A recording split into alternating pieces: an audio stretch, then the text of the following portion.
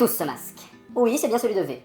Vous savez la BD écrite par Alan Moore et dessinée par David Lloyd? Évidemment, je ne fais pas référence à des jeunes anonymes et à des films hollywoodiens. Trêve de bavardage, je me nomme Plotman, comme vous le savez.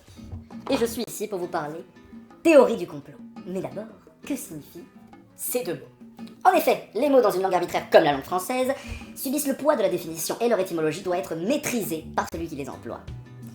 Théorie, tout le monde connaît et je n'y reviendrai qu'à la fin, très brièvement. Complot est le mot qui nous intéresse. Et une anecdote assez sympathique est que le mot complot est lui-même entouré de mystère dans son étymologie, car il semblerait qu'on ne sait pas trop d'où il sort.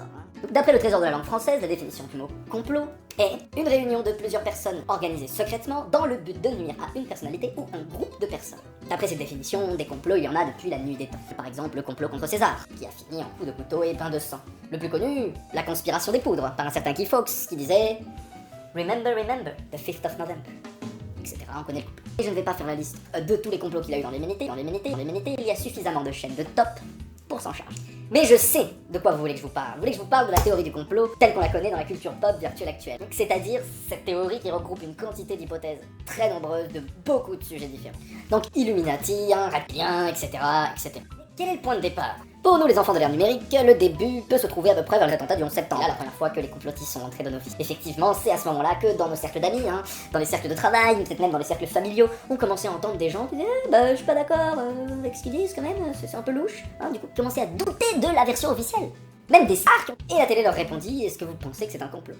Et à partir de ce moment-là, le mot et son signifiant ont pris une telle ampleur qu'aujourd'hui ils sont mentionnés par les ministres et même le président de la République. Mais c'est par un chef d'État que tout a commencé. Nous allons donc voyager dans le temps et retourner le 22 novembre 1963 à Dallas, à 12h30 précise. Le président John F. Kennedy se prendra 3 balles, dont une à la tête qui lui sera fatale. Lyndon Johnson, le nouveau président des États-Unis, va donc former ce qu'on appellera la commission Warren qui va enquêter sur l'assassinat du président Kennedy. Les résultats de cette commission, que tout le monde connaît, déclareront qu'il n'y a eu qu'un seul tueur, qui a agi seul, dénommé Harvey Lee Oswald, et qu'il a tiré 3 balles depuis une bibliothèque. Nous sommes maintenant mi-février 1967, et un certain Rosemary James révèle que Jim Garrison, procureur de la Nouvelle-Orléans de l'époque, aurait dépensé $8000 en déplacement dans le but d'enquêter sur la mort du président Kennedy. Le 1er mars 1967, ce même Jim Garrison fait arrêter Clay Shaw, fondateur de la International Trade Mart et héros de guerre. Garrison l'accuse d'être un informateur de la CIA et d'avoir participé à l'assassinat du président. 2 ans après l'arrestation de M. Clay Shaw, le principal témoin de M. Jim Garrison, dénommé Perry Rousseau, va retirer tout ce qu'il avait affirmé auparavant. Ce tournant dans l'enquête va totalement innocenter Clay Shaw, qui se retrouvera acquitté le 1er mars 1969. Et plus tard, même par la Cour suprême des États-Unis.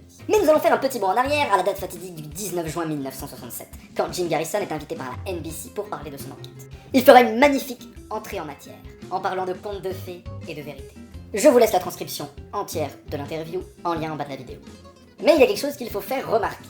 Jim Garrison est un des seuls sur cette planète à avoir lu dans sa totalité la commission Warren et il considère que c'est un conte de fées. Que Harvey Lee Oswald n'a pas agi seul et que le président a été donc tué par un groupe de personnes organisées dans le secret visant à nuire à sa personne.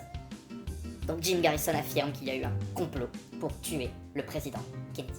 C'est donc une thèse très sérieuse qui s'est retrouvée noyée sous un torrent de théories plus farfelues les unes que les autres.